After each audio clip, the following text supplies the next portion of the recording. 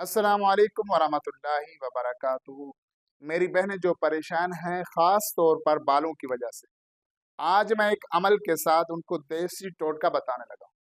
बहुत ही कमाल का देसी टोटका और खुद ही हमारा आज़माया हुआ ये वज़ीफ़ा है और ये देसी टोटका खुद का आज़माया हुआ है। कुछ लोग कहते हैं कि हमने सुना है, हमने किसी को से लिया है, ये हमारा खुद का आज़माया हुआ है। और जो मेरी बहनें परेशान हैं कि बाल गिरते हैं, झड़ते हैं, हम कंघी लगाएँ तो कंघी के ऊपर बहुत ज़्यादा बाल आ जाते हैं और गिर रहे हैं, काफ़ी परेशान हैं और बाल लंबे नहीं हो रहे हैं, उनके लिए एक देसी टोटका है। और वो देसी टोटका आपको बताने लगा हूँ, उसके साथ-साथ एक अमल भी है, तो ये भी आप सुन लें। आप देखेंगे कि 3 दिन के अंदर आपको इसका रिज़ल्ट मिलेगा और कमाल का रिज़ल्ट मिलेगा। और आपने क्या करना है, सबसे पहले सरसों का तेल, खालिस सरसों का तेल लेना है आधा किलो। उसके बाद आपने कलवंजी लेनी है आधा किलो।